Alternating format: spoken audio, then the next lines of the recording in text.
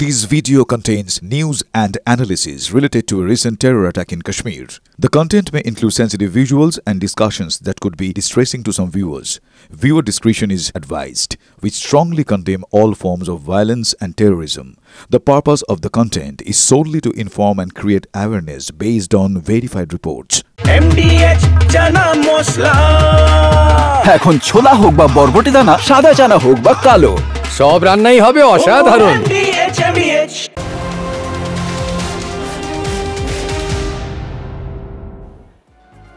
দুপুরে super prime টাইমে ফুল and final নিয়ে আপনাদের সঙ্গে আমি অনির্বাণ। আপনারা দেখছেন টিভি 9 বাংলা, আর আমার সঙ্গে রয়েছেন আত্রি এবং আমার সঙ্গে রয়েছেন নিউজ রুম থেকে সৈকত বসু, আমাদের ইনপুট এডিটর। আমি কথা বলবো প্রত্যেকের সঙ্গে, কিন্তু সবার আগে যে খবরটার দিকে নজর রাখবো। পহেলগাঁওয়ে নারকীয় হত্যালীলার বদলা চায় দেশ। ভয়ে এবার চোরের মতো ভারতের রণকৌশল জানার চেষ্টা করছে পাকিস্তান। ভারতীয় পড়ুয়াকে ফোন করে প্রথমে তার খোঁজ খবর নেয় পাক গুপ্তচর সংস্থা, তারপরেই খুলল আসল মুখোশ। ছলে বলে কৌশলে ভারতীয় সেনার সমরসজ্জা মুভমেন্ট জানার চেষ্টা পাক গুপ্তচরের।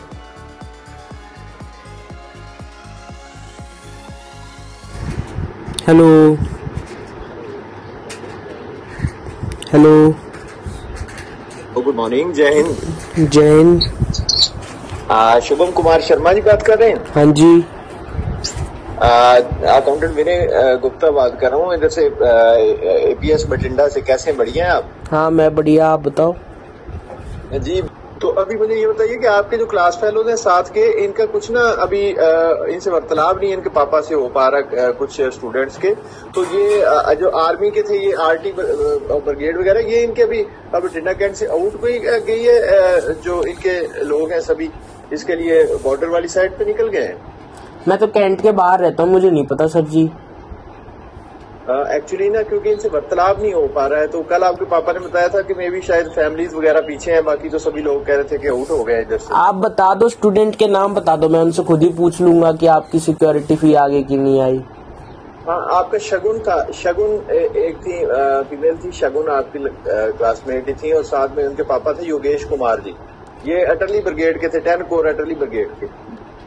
पता नहीं, शगुन नाम की लड़की तो थी, पर बाकी का मुझे नहीं पता कौन सी ब्रिगेड नहीं, क्योंकि मेरे को कैंट के बारे में कुछ नहीं पता सर जी, मैं तो बाहर ही रहता हूँ। अच्छा, बाहर जा रखे हैं। तो दूसरी थी रोहिणी पाल थी साथ में आपके ना? हाँ सर, ये बहुत पुरानी बात है। हाँ जी। तो अभी इनके डिपॉजिट का क्या करेंगे इधर साथ में, क्योंकि इनका तो अभी रिटर्न में, आपका तो चले हो जाएगा, आपसे वार्तालाप हो गया था, आपके पापा से बात हो गई थी, तो इनका कैसे हो पाएगा? क्योंकि ये तो अभी आई थिंक आउट जा रखे हैं ना, नफरी तो सभी आउट जा रखे हैं। कैंट में आप लोग नहीं अभी जाते? कैंट से काफी दूरी में नहीं, क्वार्टर कैंट से दूरी नहीं है, हम लोग कैंट के बाहर रहते हैं, मतलब रेलवे स्टेशन के पास रहते हैं, बठिंडा रेलवे स्टेशन के पास। हाँ, तो फिर उधर से तो गई है ना, उधर से तो ट्रेन पे आपने देखा भी है ना कि आउट हुए हैं सभी, वो फैमिलीज रह गई पीछे बैठ। नहीं, बठिंडा स्टेशन से तो कोई ट्रेन नहीं जाती है। नहीं, मिलिट्री ट्रेन तो आउट हुआ है ना, मिलिट्री ट्रेन पे जाएंगे ना, वो सिविल ट्रेन में थोड़ी जाएंगे। फौजी जो आगे अपने गए ना, अभी आपको पता ही है, ये इनके साथ, ये अपने जो आतंकवादी हैं इनके साथ अपना चल रहा है ना, मुठभेड़ चल रहा है अभी पाकिस्तानियों के साथ। वो तो भैया वो जाने, मुझे क्या पता क्या चक्कर चल रहा है क्या नहीं चल रहा है। मैं तो घर में खाता हूँ, पीता हूँ, सो जाता हूँ। अच्छा, चले। ট্রেনে যাবে, প্লেনে যাবে, সড়ক পথে যাবে, কিভাবে যাবে, কতদিন ধরে যাবে, কতদিন ধরে যাচ্ছে, শুনলেন কত কিছু জানার চেষ্টা। আর এই জানার চেষ্টা কারণটা কি জানেন?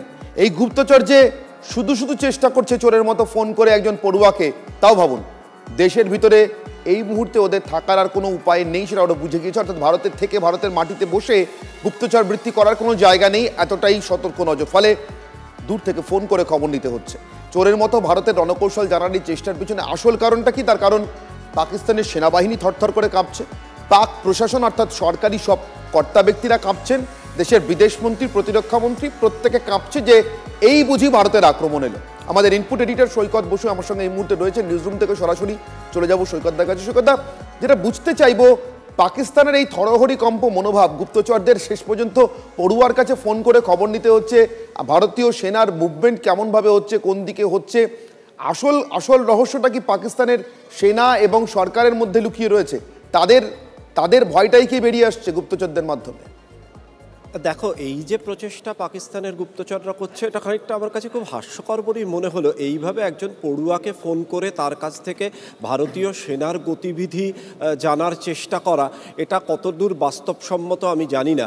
অবশ্য এটা হতে পারে যে সমস্ত সূত্র থেকে তারা খবর নেওয়ার চেষ্টা করছে, কিন্তু এর থেকে আরেকটা জিনিস পরিষ্কার যে ভারতীয় সেনার গতিবিধি সে সম্পর্কে ক্রেডেবল খবর পাওয়ার, ক্রেডেবল ইনফরমেশন পাওয়ার সোর্সগুলো পাকিস্তানের খুব সীমাবদ্ধ হয়ে উঠেছে।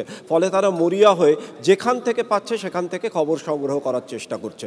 এবং একটা তো থরহরিকম্প অবস্থা নিশ্চয়ই তৈরি হয়েছে, এটা তো বোঝাই যাচ্ছে যে পাক প্রতিরক্ষা মন্ত্রী নিজেই কবুল করছেন যে পাহেলগাঁওয়ে যে আক্রমণ ঘটেছে তার ফলে ভারতের যে প্রত্যাঘাত সেটা অবশ্যম্ভাবী, এবং সেই অবশ্যম্ভাবী অবস্থা থেকে তারা একটা নিজেদের মতো করে নিজেদের প্রতিরক্ষা জিনিসটাকে একটু বাড়ানোর চেষ্টা করছে।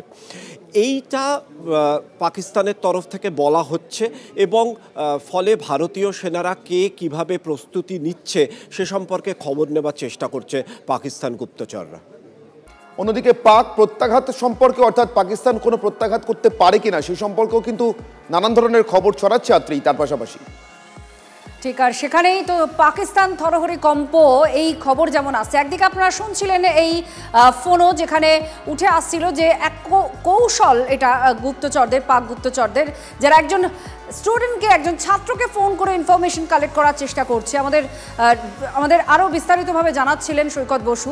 আর ঠিক তার মধ্যেই একটা বড় আপডেট আপনাদের আমরা সকাল থেকে দিচ্ছি যে 7 দিন পর, অর্থাৎ পেহেলগাঁওয়ের হামলার 7 দিন পর জঙ্গিরা কোথায় সেই জায়গাটা লোকেট করতে পেরেছে সেনা। শুধু তাই নয়, দক্ষিণ কাশ্মীরের একটা অজ্ঞাত জায়গা যার নাম আমরা ডিসক্লোজ করছি না, এটা আমাদের দায়িত্বশীলতা আর নিরাপত্তার কারণে এই জায়গার নাম আমরা প্রকাশ না করলেও এই জায়গায় এখন চলছে এনকাউন্টার। 4 জন জঙ্গিকে ঘিরে ধরে তল্লাশি চালাচ্ছে বাহিনী, খবর সেনা সূত্রে।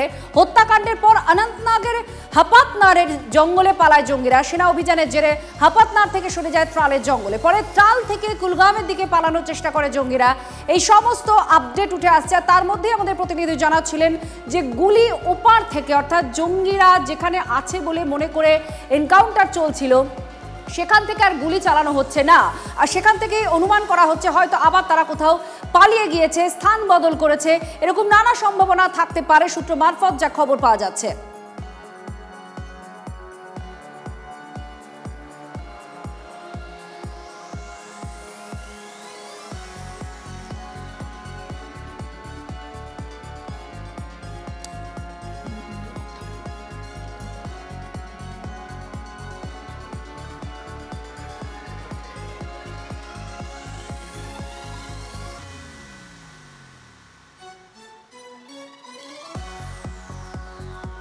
এই মুহূর্তে নিরাপত্তা এবং অভ্যন্তরীণ প্রতিরক্ষা বিশেষজ্ঞ আর্য ঘোষ আমাদের সঙ্গে রয়েছেন। আর্যবাবু, আপনি শুনছিলেন এতক্ষণ ধরে টিভি 9-এ আমরা যে বিষয়গুলো নিয়ে আলোচনা করছিলাম, এই পুরো বিষয়টা নিয়ে আমি আপনার মতামত জানতে চাইবো আর্যবাবু। এইটা আমি আগেও বলেছিলাম, সব থেকে বড় কথা যে এইটা হবে, এই ধরনের জিনিসগুলো হবে। বেসিক্যালি এটা এই যে এদের মডিউলগুলো আছে, আইএসআই মডিউলগুলো আছে, এগুলোকে স্লিপার সেলগুলোকে অ্যাক্টিভেট করে দিয়েছে এবং সেটা সংবাদ মাধ্যমে ইনফ্যাক্ট বেরিয়ে গেছে। আর একটা গুরুত্বপূর্ণ কথা বলি অনির্বাণ, সেটা হচ্ছে যে এখানে আমি অনেক দিন আগে বিভিন্ন সংবাদ মাধ্যমে এটা বলেছিলাম যে এই যে ওরা এয়ার জিন্না, ফ্লাই জিন্না বলে একটা এয়ারক্রাফট, সেটা প্রাইভেট এয়ারক্রাফট, প্রাইভেট এয়ারলাইনার, তো সেইটা চালু করতে চাইছে বাংলাদেশ আর এর মধ্যে পাকিস্তানের মধ্যে। তো সেই সময় বলেছিলাম যে ইমিডিয়েটলি ওটা জন্য পাকিস্তানের সমস্ত এয়ারলাইনারদের জন্য ইন্ডিয়ান এয়ারস্পেস ক্লোজ করে দেওয়া উচিত। এবং কেননা তাতে আমি আশঙ্কা আমার এটা আছে যে প্যাসেঞ্জার ক্যাবিনে এসএসজি কমান্ডোজরা, স্পেশাল সার্ভিসেস গ্রুপ কমান্ডোজ, উগ্রপন্থী এবং পাক আর্মি রেগুলার্সরা আসতে পারে এবং কার্গো হোল্ডে অস্ত্রশস্ত্র। তো এক্ষুনি একটা আপডেট আমি পেলাম যে ইন্ডিয়া হয়তো ভারত শার্ট করতে চলেছে এয়ারস্পেস সমস্ত পাক এয়ারলাইনের জন্য। এইটা প্রথম খবর আপনাদের দিলাম। দ্বিতীয় জিনিস, আমি একটা খুব গুরুত্বপূর্ণ ব্যাপারে যাচ্ছি, সেটা হচ্ছে আমি একটা জিনিস অ্যাসেস করছি যেটা ওখানে যে টুরিস্ট ছিলেন মিসেস বা মিস একতা তিওয়ারি, তিনি যে কথোপকথন শুনেছিলেন ওই ঘোড়ার সহিসের কাছ থেকে, যে তার ধর্ম ইত্যাদি জিজ্ঞেস করেছিল এবং মোজার মধ্যে থেকে মোবাইল বার করে কথা বলেছিল, তাতে সে বলেছিল 35টা বোধহয় বক্সের কথা এবং প্ল্যান এ এবং প্ল্যান বির কথা। আচ্ছা, এখন দেখতে হবে প্ল্যান এ এটাকে যদি ডিকোড করি তাহলে এটা এই পহেলগামটা পড়ে অনন্তনাগ ডিস্ট্রিক্টের মধ্যে। অনন্তনাগ কথাটা শুরু হচ্ছে এ দিয়ে, তো সেই জন্যই আমি বলবো প্ল্যান বি। আমার এটা আশঙ্কা যেটা বারামুল্লা ডিস্ট্রিক্টের জন্য। সেই জন্য এই মুহূর্তে আমি আপনাদের মাধ্যমে এবং আপনাদের যে সর্বভারতীয় চ্যানেল আছে টিভি 9 ভারতবর্ষ, তার মাধ্যমে আপনারা যদি এটা পৌঁছে দেন স্বরাষ্ট্র মন্ত্রকে এই খবরটা, গুলমার্গকে খুব কুইকলি সিকিউর করতে। একেবারে আজিমবাবু, আপনি আমাদের সঙ্গে থাকুন। এই মুহূর্তে আরো একটি খবর আমাদের সঙ্গে রয়েছে, আত্রেই সেই খবরটি আপনাদেরকে জানাবে এবং আত্রেই সম্ভবত জ্যোতির্ময়ের কাছ থেকে আমরা খবরটা পাচ্ছি। আত্রেই ঠিক কোন খবর আপনাদের একটু জানাই। প্রথমে উরি সেক্টর, যেখানে ভারতীয় সেনাবাহিনী চূড়ান্ত সতর্কতা অবলম্বন করছে, সীমান্তের দিকে ক্রমাগত এগিয়ে যাচ্ছে একের পর এক সাজোয়া গাড়ি। জ্যোতির্ময় কর্মকার আমাদের প্রতিনিধি সরাসরি আমাদের সঙ্গে আছেন, আমরা এই নিয়ে তার সঙ্গে কথা বলবো। জ্যোতির্ময়, আমরা ছবিতেও দেখতে পাচ্ছি একের পর এক সাজোয়া গাড়ি এগিয়ে যাচ্ছে। একে তো যুদ্ধের দামামার মতো একটা পরিস্থিতি তৈরি হয়ে রয়েছে, তো এটা কিসের ইঙ্গিত? এত তৎপরতা কেন?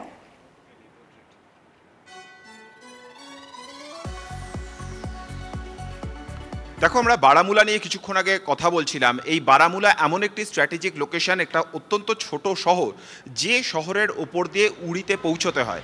আর এই উড়িতে যখন আমরা গত কয়েকদিন আগে সেখানে গিয়েছিলাম, সেখানে যারা সেনাবাহিনীর জওয়ানরা রয়েছেন তারা বলছেন যে 22 তারিখ যেদিন ঘটনা ঘটেছে সেদিন রাত্রি 12টা থেকে লাগাতার পাক অধিকৃত কাশ্মীর থেকে ভারতের সেনা ছাউনি লক্ষ্য করে গুলি আসছে, লাগাতার তারা বোম্বিং করার চেষ্টা করছেন। আর ঠিক 24 ঘন্টার মধ্যে, অর্থাৎ 22 তারিখের ঘটনা, 23 তারিখে এই উড়িতেই সেই জায়গাকার, একেবারে স্পেসিফিক সেই জায়গাকার ছবি আমরা দেখিয়েছি, যেখানে কাঁটাতার পেরিয়ে অনুপ্রবেশের চেষ্টা হচ্ছিল এবং যে জঙ্গিরা তারা অনুপ্রবেশ করার চেষ্টা করছিলেন তাদেরকে গুলি করে নিকেশ করে ভারতীয় সেনা। অর্থাৎ এই উড়ি সেক্টর অত্যন্ত সেন্সিটিভ একটা সেক্টর এবং এই জায়গা পাহাড়ি টেরেইন এবং এখানে কিন্তু জঙ্গল রয়েছে। স্বাভাবিকভাবে এই জায়গা থেকে ভারত যে জায়গায় দাঁড়িয়ে রয়েছে, পাকিস্তান বেশ কিছুটা অ্যাডভান্টেজ পয়েন্টে রয়েছে, কারণ যেহেতু তারা কিছুটা উচ্চতায় রয়েছে। স্বাভাবিকভাবেই এই জায়গাটাকে প্রথম ভারত সিকিউর করতে চাইছে এবং তুমি যে সেনা মুভমেন্টের কথা বলছো, যেভাবে সীমান্ত এলাকায় উত্তেজনা বাড়ছে, পেহেলগামে যে ঘটনার পর যেভাবে প্রত্যেকটা সীমান্তে ক্রমশ সেনা মুভমেন্ট বাড়ছে, তারই অঙ্গ হিসেবে এই উড়ি সেক্টরেও কিন্তু সেনা মুভমেন্টের তৎপরতা আমরা ছবিতে দেখতে পাচ্ছি। ধন্যবাদ জ্যোতির্ময়।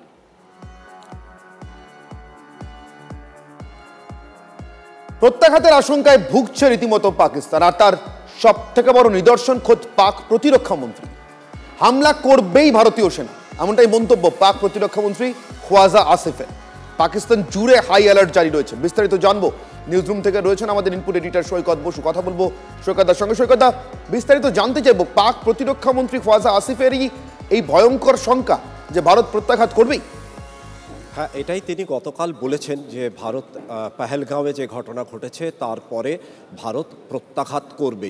একটা জিনিস মনে রাখতে হবে, ইনি সেই ব্যক্তি মোহাম্মদ খোয়াজা, যিনি কয়েকদিন আগে কবুল করেছেন যে গত 10 বছর ধরে পাকিস্তান সন্ত্রাসে মদত দিয়েছে এবং যার কথায় ডার্টি ওয়ার্ক করেছে, নোংরা কাজ করেছে এবং তার ফলও তারা ভুগেছে।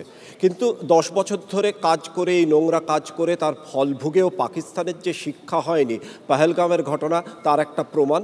এবং পেহেলগাঁওয়ে 26 জন নিরীহ পর্যটককে হত্যার পরে ভারত জুড়ে যে পাকিস্তানকে শিক্ষা দেওয়ার একটা দাবি উঠেছে, সেই দাবি পাকিস্তানের শাসক গোষ্ঠীকে যে কতটা ভয় পাইয়ে দিয়েছে সেটা স্পষ্ট। কিন্তু এই সঙ্গে উনি তার এক্স-হ্যান্ডেল উনি এই পেহেলগাঁও আক্রমণ এবং হানা, পর্যটকদের হত্যা, নিরীহ পর্যটকদের হত্যা ইত্যাদি প্রভৃতি নিয়ে যে সমস্ত মন্তব্য করেছেন, তার পরিপ্রেক্ষিতে পাকিস্তানের প্রতিরক্ষা মন্ত্রীর এক্স হ্যান্ডেল ভারত ব্লক করে দিয়েছে। অর্থাৎ ভারতে বসে পাকিস্তানের প্রতিরক্ষা মন্ত্রীর এক্স হ্যান্ডেল এখানে কেউ দেখতে পারবেন না। ভারতের অভিযোগ হচ্ছে যে পাকিস্তানের প্রতিরক্ষা মন্ত্রী কাশ্মীরের পরিস্থিতি নিয়ে মিস ইনফরমেশন ছড়াচ্ছেন। কিন্তু সব মিলিয়ে একটা জিনিস তো স্পষ্ট যে ভারতে যে সামরিক সজ্জা ভারত করছে, যে প্রস্তুতি নিতে শুরু করেছে, যে ধরনের ঘটনা ঘটছে এবং একেবারে সূর্য পর্যায়ে, তাতে পাকিস্তানের শিরদাঁড়া দিয়ে কোথাও একটা ঠান্ডা স্রোত যে বইছে সেটা তার মন্তব্য থেকে স্পষ্ট। অনেক ধন্যবাদ সৈকত। কথা বলছিলাম আমাদের ইনপুট এডিটর সৈকত বসুর সঙ্গে কথা বলছিলাম, জানাচ্ছিলেন কিভাবে পাকিস্তান হামলার আশঙ্কায় ভুগছে, আর সেটা বলে ফেলছেন খোদ পাক প্রতিরক্ষা মন্ত্রী যে ভারত পেহেলগাঁওয়ের বদলা নিতে আসবেই। ইনি সেই প্রতিরক্ষা মন্ত্রী খোয়াজা আসিফ যিনি গতকালই কবুল করেছিলেন কিভাবে 10 বছর ধরে পাকিস্তান গত 10 বছর কার্যত সন্ত্রাসকে লালন পালন করেছে।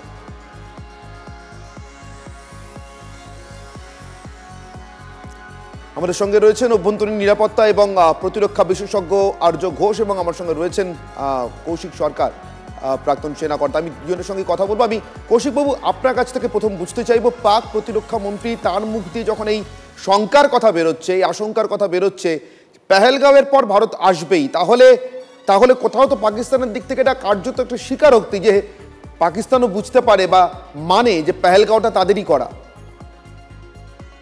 পেহেলগামটা তাদের করা, সেটা তো ওদের যে খোয়াজা মন্ত্রী উনি নিজে স্বীকার করেছেন বিবিসিকে যে আমরা এরকম ভাবে মদত দিয়ে যাচ্ছিলাম। ও তো এইটাও স্বীকার করেছে তারা ওয়েস্টার্ন পাওয়ারদের জন্য এই কাজগুলো করে গেছে। টেররিজমটা একটা ফ্যাক্টরি পাকিস্তান, যেটা আমরা বললে ভুল হবে না। তারা সব দিক দিয়ে চেষ্টা করছে ভারতকে নিংড়ে শেষ করে দেওয়ার জন্য, যাতে আমাদের ডিফেন্স ফোর্স পুরোপুরি কমিট থাকে এবং তার প্রাইমারি রোলটা থেকে তারা বঞ্চিত থাকে। কিন্তু সেটা হতে দেওয়া যাবে না, সেটা ওরা বুঝে গেছে এবং পুরো পাকিস্তানে একটা প্যানিক সৃষ্টি হয়েছে। সেই প্যানিকটা জন্য কি হচ্ছে, ইন্ডিয়ান আর্মি তো এখন তো কিছুই করেনি, কয়েকটা জাহাজ এদিক থেকে ওদিক করেছে, কয়েকটা এয়ারক্রাফট ফ্লাই করেছে, তাতেই ওদের কমব্যাট এয়ার পেট্রোল শুরু হয়ে গেছে সব সিটিজদের উপরে। ওদের মানে লঞ্চ প্যাড গুলো যেগুলো ছিল সেগুলোকে সব পিছিয়ে নিয়ে চলে গেছে। শোনা যাচ্ছে তাদের টেররিস্টদের তারা বাংকারে রেখেছে, fearing strike from Indian air force. একটা বড়ভাবে তারা ভয় পাচ্ছে সব দিক দিয়ে, তারা বুঝতে পারছে না ফিয়ার অফ দ্য আননোন কি করতে যাচ্ছে ভারত। ভারতের এই প্রেশারটা এতটাই হয়ে গেছে যে পাকিস্তান নানা রকম স্টেটমেন্ট দিচ্ছে এবং এই স্টেটমেন্ট দিতে দিতে ভুলবশত তারা এমন একটা প্রিএমপ্টিভ কিছু করে বসবে যেটাতে ভারত আরো বড়ভাবে এগিয়ে যাবে।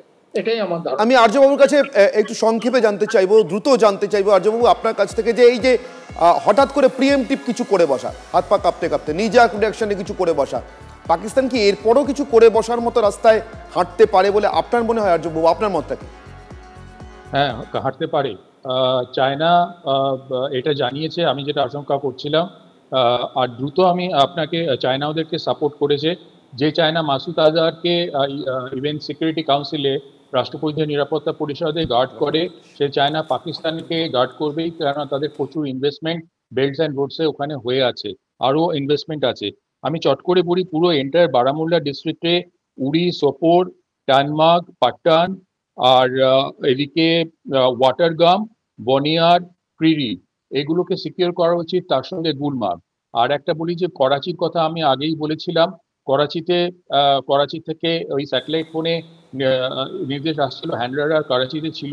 সেটার সম্ভাবনা দুটো হতে পারে, একটা ভিপিএন ইউজ করলে করাচির লোকেশন দেখিয়ে ভিপিএন এ হতে পারে, কিন্তু করাচিতে কিন্তু আমাদের হিট করতেই হবে। আর আমাদের সঙ্গে থাকুন, এই মুহূর্তে আত্রেই আমাদেরকে আরো একটা খবর জানাবে, 2-3 দিনের মধ্যে হামলার আশঙ্কা কোথায় কিভাবে আত্রেই আমাদেরকে জানাবে। পাক প্রতিরক্ষা মন্ত্রী, খোদ পাক প্রতিরক্ষা মন্ত্রী যে হামলার আশঙ্কাটা করেছেন, তার পরিপ্রেক্ষিতে আরো কিছু খবর আমরা পাচ্ছি, যে খবরগুলো পাকিস্তানের আশঙ্কার জায়গাটাকে আরো আশঙ্কার কতখানি পাকিস্তান আতঙ্কিত অবস্থায় রয়েছে সেটাকে আরো স্ট্রং করছে, যেমন পাকিস্তানের এয়ার স্পেস বন্ধ করা। আত্রেই আর এই সার্জিক্যাল স্ট্রাইক, আর ফের সার্জিক্যাল স্ট্রাইকের ভয় পাচ্ছে পাকিস্তান। তারা মনে করছে কি হয়েছিল তাদের সঙ্গে।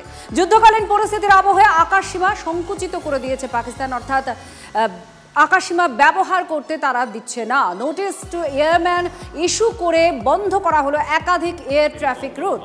লাহোর আর ইসলামাবাদের এয়ার ট্রাফিক যে রুট রয়েছে তা 3 দিনের জন্য বন্ধের সিদ্ধান্ত। শর্মিষ্ঠা আমাদের সঙ্গে আমাদের প্রতিনিধি আছেন, আরো বিস্তারিতভাবে জানাচ্ছেন। শর্মিষ্ঠা, এই যে এয়ার রুট সংকুচিত করে দেওয়া হলো, আকাশসীমা সংকুচিত করা হলো, ঠিক কি আশঙ্কা আর কি করা হচ্ছে?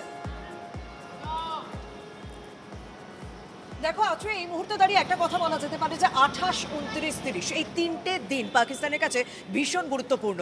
28 তারিখ কেটে গিয়েছে, 29 তারিখ চলছে এবং আগামীকাল 30 তারিখ। সেক্ষেত্রে কি কোনো রকম বড় একটা হামলা হতে পারে? কারণ যেখানে দাঁড়িয়ে পাক প্রতিরক্ষা মন্ত্রী খ্বাজা মোহাম্মদ আসিফ তিনি নিজেই এই আশঙ্কা প্রকাশ করেছেন, কারণ তার অভিজ্ঞতা রয়েছে এবং সে নিজে যখন বলছেন যে 10 বছর ধরে পাকিস্তানের জমিকে কিভাবে জঙ্গি কার্যকলাপে ব্যবহার করা হচ্ছে এবং ভারত বারবার তার প্রত্যাঘাত, তার পাল্টা উত্তর দিয়েছে, তাহলে এবারও সেই পাল্টা উত্তর দেওয়া হবে সেই আশঙ্কা তো করবেই পাকিস্তান, কারণ তারা দোষ করেছে। ঘটনার পরপরই আমরা দেখেছি কিভাবে স্থল বিভাগকে, স্থল সীমান্তকে তারা সেখানে নিজেদের তৎপরতা বাড়িয়েছে। পাকিস্তান সেনা ভারত পাকিস্তান সীমান্তে স্থলভাগে তারা কিভাবে তাদের তৎপরতা বাড়িয়েছে।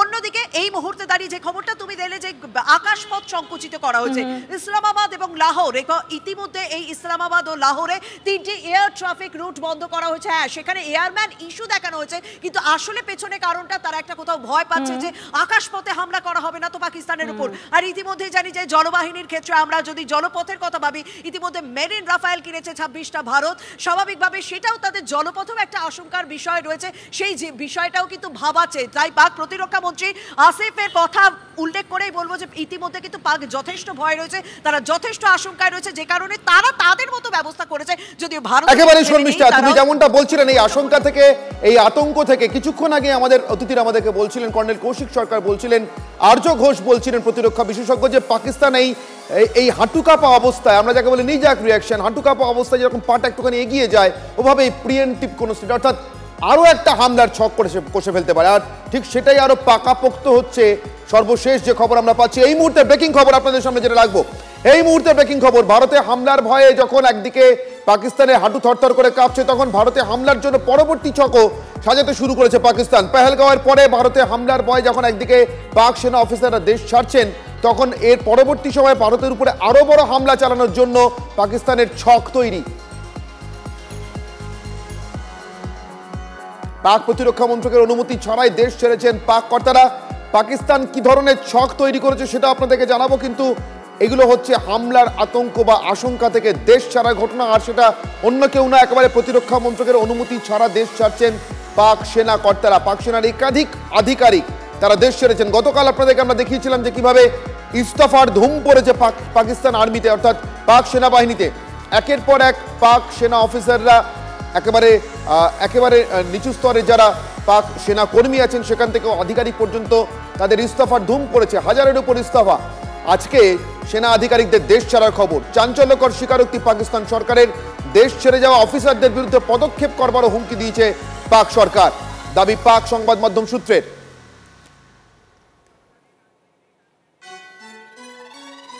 যুদ্ধের ভয়ে দেশ ছাড়ছে পাক নেতাদের পরিবার। আপনারা দেখছিলেন যে সেনা কর্তারা যেমন দেশ ছাড়ছে, এবার পাক নেতারাও তাদের পরিবারকে একটা সুরক্ষিত জায়গায় রেখে আসছেন। পরিবারের সদস্যদের বিদেশে পাঠিয়ে দিয়েছেন কে না, পাকিস্তান পিপলস পার্টির চেয়ারম্যান বিলাওয়াল ভুট্টো, বেনজির ভুট্টোর ছেলে।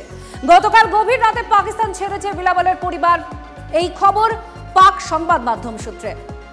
আর এই মুহূর্তে যে ব্রেকিং খবরের কথা আপনাদেরকে বলছিলাম, অর্থাৎ এই যে প্রিএমটিভ স্ট্রাইক, পাকিস্তান এই হাঁটুকাপা অবস্থায় হঠাৎ করে আরো একটা ভুল করতে পারে, আরো একটা হামলার চেষ্টা করতে পারে, এবং সেই হামলার খবরটাই আমরা পাচ্ছি। পেহেলগাঁও হামলার পর আরো বড় হামলার ছক পাকিস্তানের। পেহেলগাঁও হামলার পর আরো বড় হামলার ছক পাকিস্তানের। এবার পুলিশ, সিআইডি, রেল কর্মী, কাশ্মীরি পণ্ডিতদের টার্গেট। এবার পাকিস্তানের টার্গেটে পুলিশ, সিআইডি, রেল কর্মী এবং কাশ্মীরি পণ্ডিতরা। বিস্তারিত জানবো, আমাদের সঙ্গে রয়েছে নিউজ রুম থেকে আমার সহকর্মী তন্ময় প্রামাণিক। তন্ময়, জানতে চাইবো তোমার কাছ থেকে কাশ্মীরে পর, পেহেলগাঁওয়ের পর পাকিস্তানের নতুন হামলার ছক নিয়ে। দেখো, এখনো পর্যন্ত ভারতীয় গোয়েন্দারা যে তথ্য পাচ্ছেন, যে তথ্য আমাদের হাতে এসে পৌঁছেছে, সেই তথ্য অনুযায়ী এই যে পেহেলগাঁওয়ে টুরিস্টদের উপর আক্রমণ করা হলো, বেছে বেছে খুন করা হলো নির্দিষ্ট ধর্ম থেকে, সেই জায়গায় দাঁড়িয়ে নতুন করে যে তথ্য এসছে সেখানে কিন্তু আরো বেশ কিছু জঙ্গিহানার আভাস পাওয়া যাচ্ছে। যে গোয়েন্দা রিপোর্ট বলছে এই জঙ্গিহানা হতে পারে রেল কর্মীদের ওপর, রেলের ওপর, এই জঙ্গিহানা হতে পারে সিআইডি কর্মীদের ওপর, বা এই জঙ্গিহানা হতে পারে আরও অন্যান্য কয়েকটি নির্দিষ্ট ট্যুরিস্ট স্পটে। পাশাপাশি সীমান্ত সুরক্ষা বাহিনী বিএসএফ যেখানে রয়েছে সেই বিএসএফেরও ওপরেও কিন্তু একদম পরিকল্পনা মাফিক কোনো একটা ট্রুপের ওপর আক্রমণ হতে পারে, সেটা আত্মঘাতী হামলা হতে পারে কিংবা অন্য কোনোভাবে হামলা হতে পারে। সব মিলিয়ে আইএসআই এই ছক তৈরি করেছে যে জঙ্গিরা রয়েছে কাশ্মীরের যে পাক অধিকৃত কাশ্মীর সেই জায়গা থেকে, সেখান থেকেই এই তথ্যগুলো আসছে। অর্থাৎ আবারও নাশকতার ঘটনা ঘটানোর যে ছক রয়েছে পাকিস্তানি গোয়েন্দা সংস্থা আইএসআইয়ের এবং সেই জঙ্গিদের হাতে করে নিয়ে, সেই বিষয়টাই কিন্তু এবার বলা চলে ভারতীয় গোয়েন্দা ধারাতে সেই তথ্য চলে এসছে সুনির্দিষ্টভাবে। যেভাবে তথ্য এসেছিল যে কারা কারা পহেলগাঁওয়ে এই টুরিস্টদের উপর আক্রমণ করেছে সেই নাম, কারা কারা রয়েছেন এখানকার লোকাল জঙ্গি, যে বাড়ি সেনাবাহিনী পরপর সার্চ। একেবারে তো আমার সঙ্গে থাকো, আমার সঙ্গে এই মুহূর্তে যে দুজন অতিথি রয়েছেন, কর্নেল কৌশিক সরকার আমার সঙ্গে রয়েছেন। কর্নেল সরকার, ঠিক যেমনটা আপনি বলছিলেন, প্রিএমটিভ আরেকটা স্ট্রাইকের দিকে পাকিস্তান যেতে পারে, আর সেই ভুলটা তাদের আরো বড় মাসুল দেওয়ার মতো ভুল হতে পারে। কর্নেল সরকার। হ্যাঁ, সেটাই প্রিএমটিভ স্ট্রাইকটাই পাকিস্তান করার চেষ্টা করবে, কারণ ওর তো ফুল ফ্লেজেড একটা লড়াই করার মতো ক্ষমতা নেই। তাদের অর্ধেক এয়ারফোর্স বা নেভি বা আর্মি ডিপ্লিটেড, তাদের ইকোনমিক কন্ডিশন খুবই খারাপ। একটা লড়াইকে সাপোর্ট দিয়ে, মানে 71-এ 14 দিনের লড়াই ছিল, সে এখন 2 দিন লড়তে পারবে কিনা তার একটা সন্দেহ আছে। সেই জন্য সে উইক টার্গেটস খুঁজবে এবং উইক টার্গেটের উপরে হানা দেওয়ার চেষ্টা করবে। আমাদেরকে তার জন্য প্রিপেয়ার থাকতে হবে। একটা ন্যাশনাল ইমার্জেন্সি ডিক্লেয়ার করে জায়গাগুলো, উইক জায়গাগুলোকে আইডেন্টিফাই। এটা খুব ইম্পর্টেন্ট পয়েন্ট বলছেন কর্নেল সরকার, আপনি খুব ইম্পর্টেন্ট পয়েন্ট বলছেন। আমি আর্য ঘোষের কাছে যাব, নিরাপত্তা এবং প্রতিরক্ষা বিশেষজ্ঞ। আর্যবাবু, তার মানে এর পরের হামলাটা কোথায় হবে আমরা কেউ জানি না। সোজা কথায়, টুরিস্ট স্পট মানে যে কাশ্মীরেই হবে তার কোনো মানে নেই। যেই মুহূর্তে আমাদের পাল্টা প্রত্যাঘাতের প্রস্তুতি নিতে হচ্ছে, তখন যদি আইএসআই এর ছকে এরকম আরেকটা হামলা হয়, সেটা দেশের কোন পর্যটন স্থলে হবে কেউ তো জানে না, দেশের কোন রাজ্য হবে কেউ জানে না। এই যে ন্যাশনাল ইমার্জেন্সির কথা বলছেন, যুদ্ধকালীন ন্যাশনাল ইমার্জেন্সির মতো, কর্নেল সরকার, আপনার কি মনে হয় সেরকম দিকে এগোনোর কোনো প্রয়োজন পড়তে পারে আমাদের?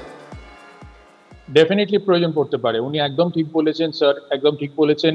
আমি একটা কথা চট করে বলি যে আমি অনেকদিন আগে বলেছিলাম, যেটা সংবাদ মাধ্যমেও প্রকাশিত হয়েছিল, এক ব্যাটালিয়ন এসএসজি কিন্তু ইনফিলট্রেট করেছে জম্মু ডিভিশন থেকে।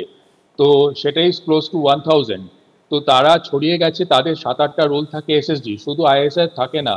তো সেই জন্য যে কোনো শহরে হতে পারে। কলকাতাকে সুরক্ষিত করা উচিত। হস্টেজ সিচুয়েশন নিয়ে বারবার বলেছি, যেখানে horticultural garden, national library, eco park ইত্যাদি জায়গায় এইরকম হত্যালীলা ঘটাতে পারে। আইআইএম জোকা আছে, সেই জন্য হেলিকপ্টার সর্টিজ এখানে করা উচিত। আর বারবার বলছি, বর্ডার এরিয়ায় যারা থাকেন তাদেরকে সরানো উচিত। আমি এটা বুঝতে পারছি না বর্ডার এরিয়ায় যারা আছেন তাদেরকে সরানো হচ্ছে না কেন। এবং কলকাতাকে একদম যেন আমাদের বর্ডার তো অর্জবাবু, আমাদের বর্ডার এরিয়া আন্তর্জাতিক সীমান্ত বলতে পশ্চিমবঙ্গের ক্ষেত্রে সেটা তো বাংলাদেশ সীমান্ত। ভুটান এবং নেপাল এমন ধরনের প্রতিবেশী যাদের সঙ্গে আমাদের কোনোদিন কোনো স্কার্মিশে যেতে হয়নি, সোজা কথা। হ্যাঁ, কিন্তু বাংলাদেশে তো এখন আর বাংলাদেশ নেই, পূর্ব পাকিস্তান ভার্সন 2.0 হয়ে গেছে। ওর মধ্যে ওখানে মানে হাত দিয়েছেন আসিম মুনির এবং আসিম মালিক। যে আসিম মুনির যাকে ওসামা বিন লাদেনের সঙ্গে পেন্টাগন অফিসিয়াল করেছেন, কম্পেয়ার করেছেন এবং বলেছেন যে তার শেষও ওসামা বিন লাদেনের মতন হওয়া উচিত। আপনি আমার সঙ্গে থাকুন আর্যবাবু, আপনি আমার সঙ্গে থাকুন। জ্যোতির্ময়, যে খবর আমরা পাচ্ছি, ভয়ঙ্কর খবর, পাকিস্তান আরো একটা হামলা চালাতে পারে নিশ্চিতভাবে বলে, নির্দিষ্ট করে বললে পাক আইএসআই এর মদতে আরেকটা হামলা, এবং সেটা দেশের কোন প্রান্তে হবে আমরা কেউ সেটা বুঝতে পারছি না। শুধু হামলার টার্গেটগুলো জানা যাচ্ছে, পর্যটন স্থল হতে পারে, সিআইডির কর্মীরা হতে পারেন, রেল কর্মীরা হতে পারেন, কাশ্মীরি পণ্ডিতরা হতে পারেন। একমাত্র এই কাশ্মীরি পণ্ডিতদের কথা আমরা কিছুটা আভাস পাচ্ছি যে সেটা কাশ্মীরে হলেও হতে পারে, যদিও কাশ্মীরি পণ্ডিতদের একটা বড় অংশ এখন কাশ্মীরের বাইরেও থাকেন।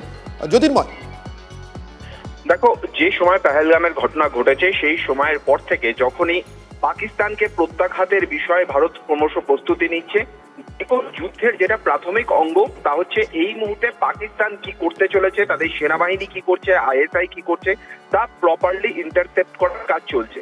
আর সেই ইন্টারসেপশন থেকেই যে ধরনের তথ্যগুলো উঠে আসছে তা কিন্তু যথেষ্ট চাঞ্চল্যকর। তুমি ঠিক যেমনটা জানালে, সেই আশঙ্কা যে কোনো সময় থেকে যাচ্ছে যে ভারতের যে সমস্ত জায়গাগুলো সব থেকে সংবেদনশীল, যেমন কাশ্মীরি পণ্ডিতদের উপরে যদি হামলা হয় তাহলে সেখান থেকে একটা সামাজিক সমস্যা তৈরি হওয়ার সম্ভাবনা স্বাভাবিকভাবেই থেকে যায়। এর পাশাপাশি পুলিশ, সেনাবাহিনী বা পর্যটন স্থল, সেই জায়গাগুলিতে আবারও নতুন করে আক্রমণ বা নতুন করে হামলার ছক তারা কষতে পারে বলে কিন্তু মনে করা হচ্ছে। এবং যে খবর আমি পাচ্ছি যে কাশ্মীরের যে সমস্ত পর্যটন স্থলগুলো রয়েছে সেই প্রত্যেকটা জায়গার সিকিউরিটি অ্যাসেসমেন্ট করা হচ্ছে এবং প্রয়োজনে কয়েকটা জায়গাকে বন্ধও করা হচ্ছে। আজকে তো ইতিমধ্যে আমরা 45টা বন্ধ করেছি, মানে ভারত সরকার ইতিমধ্যে 45টা বন্ধ করেছেন, তাহলে বাকিগুলো কি যে কোনো মুহূর্তে বন্ধ হওয়ার মতো কোনো ঘোষণা আসতে পারে? একদম, এই বিষয়টি হচ্ছে যে জায়গাগুলিতে আতঙ্কের, যে জায়গাগুলিতে হামলার আতঙ্ক সব থেকে বেশি বা সম্ভাবনা বেশি, সেই জায়গাগুলিকে প্রাথমিকভাবে বন্ধ করা হয়েছে, সেই জায়গার সিকিউরিটি অ্যাসেসমেন্ট করা হচ্ছে এবং সেখানে নিরাপত্তা পরিকাঠামো পুনর্গঠন করে সেই জায়গাগুলিকে আবার পর্যটকদের জন্য খুলে দেওয়া হবে। যতক্ষণ পর্যন্ত না সেই কাজটা শেষ হচ্ছে ততক্ষণ পর্যন্ত আপাতত এই জায়গাকে বন্ধ রাখার সিদ্ধান্ত নেওয়া হয়েছে। অনেক ধন্যবাদ জ্যোতির্ময়, অনেক ধন্যবাদ আপনাদেরকে। আরেকবার জানিয়ে রাখি, পেহেলগাঁওয়ের পরে নতুন করে পাক আইএসআই এবং জঙ্গিদের টার্গেটে ভারত। এবার পুলিশ, সিআইডি, সীমান্ত সুরক্ষা বাহিনী, প্রবাসী, দেশের ভিতরে রেল কর্মী, সিআইডি কর্মীদের উপরে হামলার ছক। কাশ্মীরি পণ্ডিতদেরকে নিশানা করা হতে পারে, দেশের অন্য প্রান্তে অন্য কোনো পর্যটন স্থলও নিশানা হতে পারে। ভারতীয় গোয়েন্দাদের হাতে চাঞ্চল্যকর সেই তথ্য।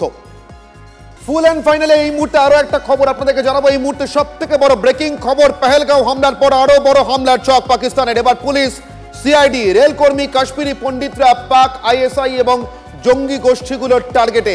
বিস্তারিত জানবো, আমাদের প্রতিনিধি জ্যোতির্ময় রয়েছেন সরাসরি এই মুহূর্তে জম্মু কাশ্মীর থেকে আমাদের সঙ্গে টেলিফোনে। জ্যোতির্ময়, জানতে চাইবো এই নতুন টার্গেট সম্পর্কে, নতুন ছক সম্পর্কে পাকিস্তানের। দেখো, যে সময় পেহেলগামের এই ঘটনা ঘটেছে এবং তার পরবর্তী ক্ষেত্রে দু দেশের মধ্যে যেভাবে আবারও নতুন করে উত্তেজনার জায়গা তৈরি হয়েছে, সেই উত্তেজনার কারণেই কিন্তু এখন একটা যুদ্ধ পরিস্থিতি যে তৈরি হয়েছে তার ভিত্তিতে একেবারে তার প্রাথমিক পদক্ষেপ হিসেবে প্রতি মুহূর্তে পাকিস্তান সেনা কি করছে, আইএসআই কি করছে, তা প্রতি মুহূর্তে ইন্টারসেপ্ট করা হচ্ছে। আর সেখান থেকেই কিছু চাঞ্চল্যকর তথ্য উঠে আসছে যে জায়গাগুলি সব থেকে বেশি সংবেদনশীল, অর্থাৎ যে কোনো পর্যটন কেন্দ্র, যেমন কাশ্মীরি পণ্ডিতরা বা এর পাশাপাশি সিকিউরিটি ফোর্স, সেই জায়গাগুলিতে আবারও নতুন করে হামলা চালানো হতে পারে এবং স্বাভাবিকভাবেই কিন্তু নিরাপত্তা সব জায়গায় আঁটোসাঁটো করা হচ্ছে। বেশ কয়েকটি পর্যটন স্থল বন্ধ করে দেওয়া হয়েছে, সেই জায়গাগুলির সিকিউরিটি অ্যাসেসমেন্ট করা হচ্ছে এবং নতুন করে সেখানে নিরাপত্তা কর্মী এবং নিরাপত্তা ব্যবস্থা পুনর্গঠন করে তবেই সেই জায়গাগুলিকে খোলা হবে। এবং এই যে নতুন খবর আসছে তার ভিত্তিতে কিন্তু নিরাপত্তা বিভিন্ন ক্ষেত্রে আরো ঢেলে সাজানো হচ্ছে। একেবারে জ্যোতির্ময়, তুমি আমাদের সঙ্গে থাকো। আমরা কাশ্মীরে পরবর্তী কাশ্মীরে পেহেলগাঁও পরবর্তী যে হামলার ছক পাকিস্তান আইএসআই এবং জঙ্গি গোষ্ঠীগুলো সে সম্পর্কে আমাদেরকে জানাচ্ছিলেন আমাদের প্রতিনিধি জ্যোতির্ময়। সরাসরি চলে যাবো আমাদের অপর প্রতিনিধি সায়ন্তর কাছে। সায়ন্ত, তোমার কাছ থেকে জানতে চাইবো এই সম্পর্কে তোমার কাছে নতুন আর কি ইনপুট রয়েছে?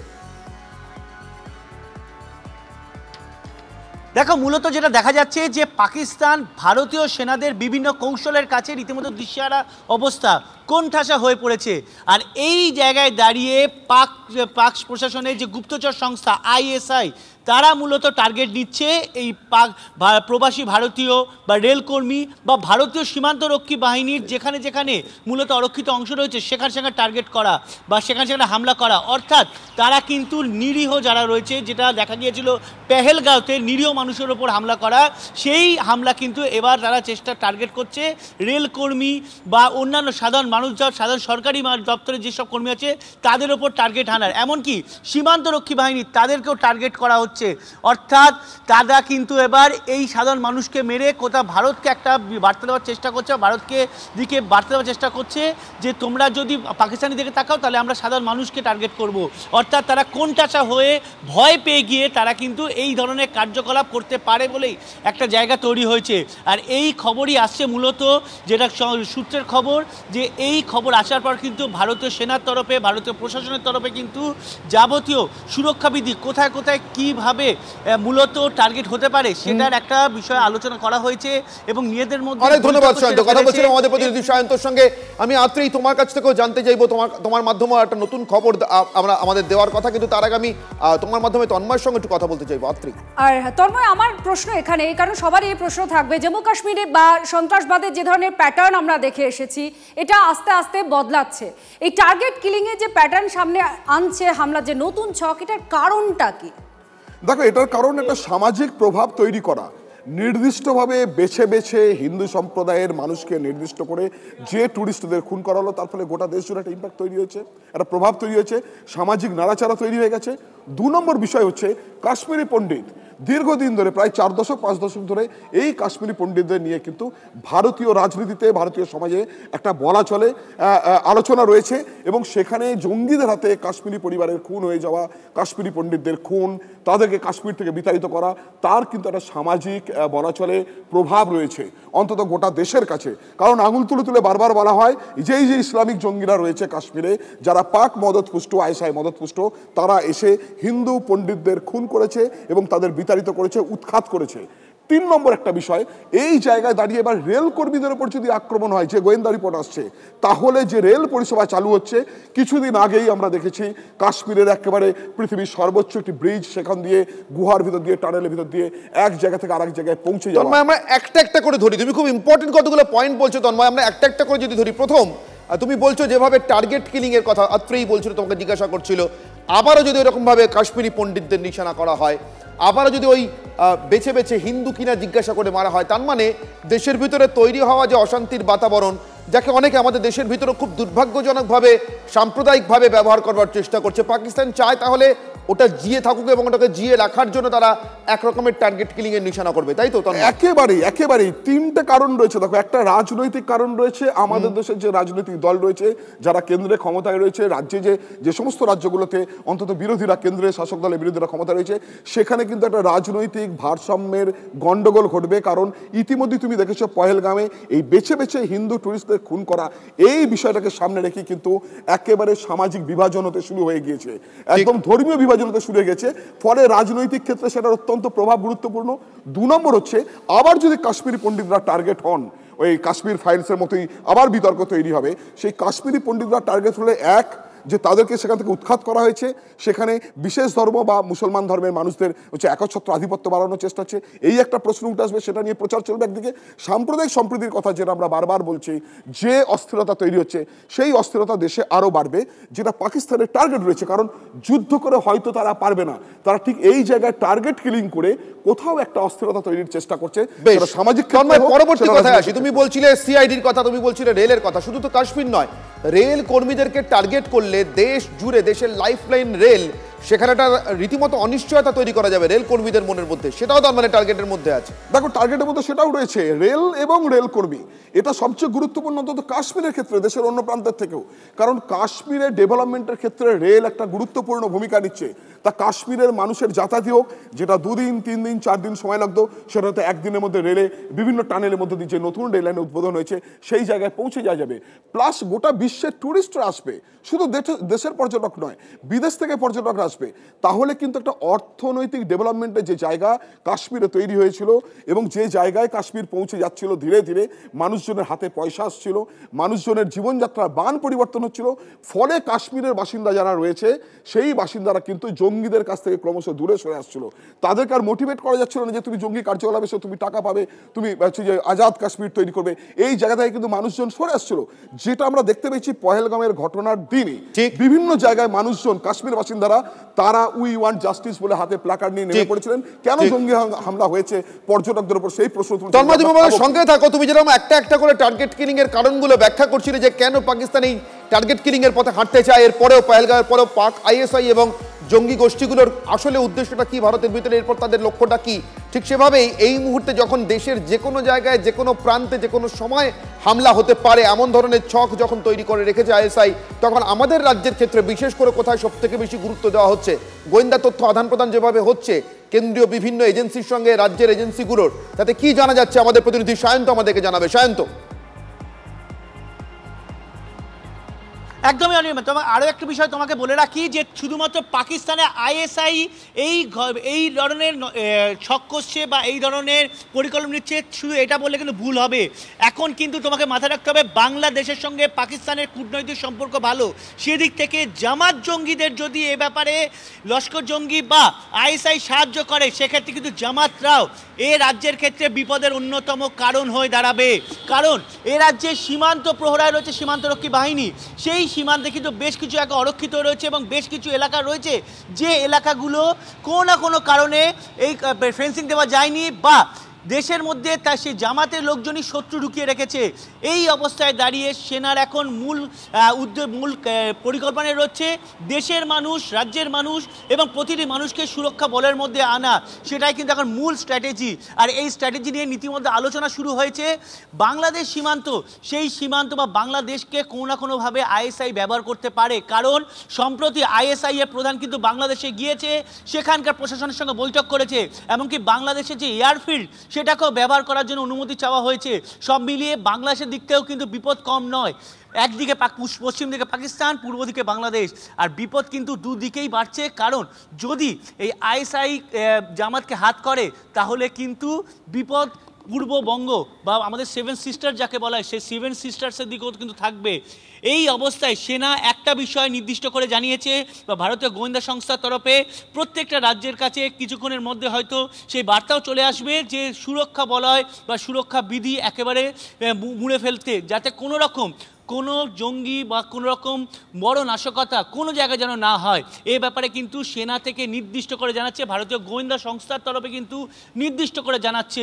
বিশেষ করে পূর্ববঙ্গ, বারবার করে একটা কথা বলছি, পূর্ববঙ্গ অর্থাৎ বাংলাদেশ সীমান্ত সব থেকে বেশি চিন্তার জায়গা। একেবারে সায়ন্ত, তুমি আমার সঙ্গে থাকো।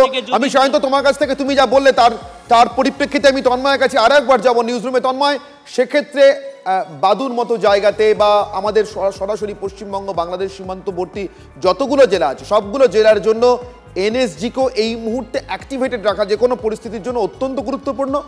দেশে সন্ত্রাসবাদী কার্যকলাপ দমনের ক্ষেত্রে এবং আগাম তা ফাঁস করার ক্ষেত্রে, তাদের ছক ষড়যন্ত্র ফাঁস করার ক্ষেত্রে পশ্চিমবঙ্গ এসটিএফেরও অত্যন্ত সুনাম আছে।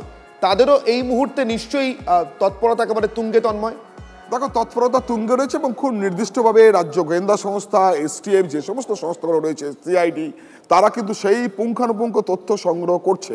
এইটাই খবর রয়েছে এখনো পর্যন্ত। কারণ এই রাজ্যের যে সীমান্ত রয়েছে, সীমান্তের অনেক জায়গা অরক্ষিত রয়েছে। সুন্দরবনের যে বিস্তীর্ণ অংশ, অর্থাৎ জল এবং জঙ্গল, বলা চলে দুর্গম, সেই জায়গায় কিন্তু সঠিক নজরদারি করার চেষ্টা চলছে, কারণ এখান দিয়ে খুব সহজে অনুপ্রবেশ ঘটানো যায়। পাশাপাশি আমাদের যে সমস্ত গোটা সীমান্তে যে জেলাগুলো রয়েছে সেখানে তুমি দেখতে পেয়েছো এর আগে বিভিন্ন ধরনের বাংলাদেশি মানুষ তারা এখানে এসে রাজনৈতিক নেতা হয়ে গেছেন, কেউ প্রধান হয়ে গেছেন, কেউ অন্য কিছু করছেন, কেউ ব্যবসা করছেন, কেউ ওপারেও ভোটার এপারেও ভোটার। ফলে সেই একদম গলি দিয়ে, সেই রাস্তা দিয়ে যদি ঢুকে ওখানকার এবিটি, যেটা বারবার আমরা তুলে ধরেছিলাম টিভি9 বাংলা, যে এবিটি কিভাবে মিটিং করছে, কিভাবে তাদের শাখা প্রশাখা মুর্শিদাবাদ, মালদা, দিনাজপুর, নদিয়ার একটা অংশে ছড়িয়ে ফেলছে, সেই জায়গাটা যদি তারা কাজে লাগায় তাহলে কিন্তু নাশকতার ঘটনা এই রাজ্যেও ঘটতে পারে বা এই রাজ্যকে বেশ করে পাশের রাজ্য বা অন্য কোনো জায়গাতেও এই দেশে ঘটতে পারে। ফলে এখানেও কিন্তু সীমান্তে যেমন বিএসএফ সতর্ক রয়েছে, পাশাপাশি এই রাজ্যে আমার সঙ্গে থাকো এই মুহূর্তে প্রাক্তন সেনাকর্তা কর্নেল বাবুল চন্দ্র আমাদের সঙ্গে রয়েছেন টেলিফোনে। কর্নেল চন্দ্র, আপনার কাছ থেকে বুঝতে চাইবো, এই মুহূর্তে পেহেলগাঁও হামলার পর এই যে আরো বড়সড় হামলা এবং নাশকতার ছক কষছে আইএসআই এবং পাক জঙ্গি গোষ্ঠীগুলো, টার্গেট কিলিং এর পথে হাঁটতে পারে বলে ভারতীয় গোয়েন্দা সংস্থাগুলোর কাছে যে খবর রয়েছে, আমি তার ভিত্তিতে আপনার কাছ থেকে জানতে চাইবো কি হতে পারে আমাদের পাল্টা স্ট্র্যাটেজি, কোথায় আমাদের প্রস্তুতি থাকা প্রয়োজন? হ্যাঁ, দেখুন, এই যে অ্যাকশন হচ্ছে এই পাকিস্তানের দিক থেকে, আইএসআই এর দিক থেকে, এইগুলো বেসিক্যালি ওই কাশ্মীর রিজন যেটা এখন ডেভেলপমেন্টের পথে অনেক দূর এগিয়ে গেছে, যেখানে রেল কমিউনিকেশন হয়ে গেছে, তার মানে প্রগ্রেস একদম হচ্ছে ওই এরিয়াতে। তো ওইটা ওদের সহ্য হচ্ছে না, তো ওইটাকে কি করে ডিস্টার্ব করা যায়। তো ফার্স্ট টার্গেট, ইজি টার্গেট ছিল এই ট্যুরিস্ট, আর ওই ট্যুরিজমটাকে এখন শেষ করে দিল, at least for the time being. পরে কবে ঠিক হবে সেটা এখন জানি। নেক্সট, এখন যে স্পেসিফিক টার্গেট কিলিং এইগুলো ওরা করতেই পারে, বিকজ এখন ওরা এত ডেসপারেট। বাট এই যে আমাদের অ্যাকশন হচ্ছে যে কম্বিং অপারেশন, তো যেখানে যা ইন্টেলিজেন্স আছে ওই নিয়ে নেমে পড়েছে এখন।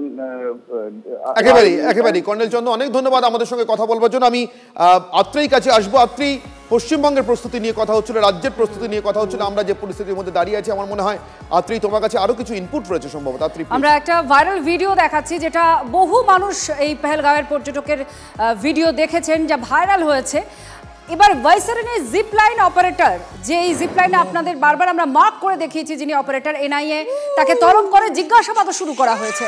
ওই ভিডিওতে যিনি জিপ লাইন পরিচালনা করছিলেন সেই কাশ্মীরি যুবককে মৃদু স্বরে একটা ধর্মীয় বাক্য বলতে শোনা যাচ্ছে। আপাতভাবে এতে কোনো অস্বাভাবিকতা নেই, কিন্তু এই পর্যটকের মনে সন্দেহ তৈরি হয়েছে যে তাকে যখন জিপ লাইনে নিয়ে যাচ্ছিলেন তখনই তিনি এই বাক্য উচ্চারণ করেন, আর সেখান থেকেই তাকে তার সন্দেহ হয়। এদিকে এনআইএ এই অপারেটরকে ডেকে পাঠিয়ে ম্যারাথন জিজ্ঞাসাবাদ শুরু করেছে।